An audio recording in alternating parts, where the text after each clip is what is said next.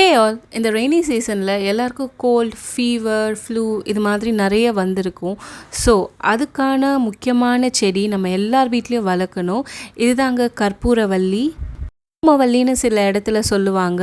இந்த மாதிரி நிறைய புஷ்ஷாக வளரும். நீங்கள் ஒரே ஒரு இதை கட்டிங்ஸ் மட்டும் எடுத்து நீங்கள் தனியாக கூட நட்டு வைக்கலாம்.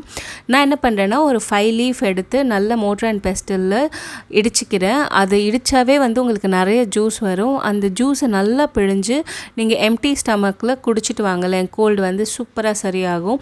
அண்ட் இந்த இதை நீங்கள் பாஸ்தா அந்த மாதிரி இதில் கூட நீங்கள் யூஸ் பண்ணிக்கலாம். இந்த கண்டென்ட் உங்களுக்கு பிடிச்சிருந்தா மறக்காமல் ஒரு லைக் கொடுங்க. And thank you.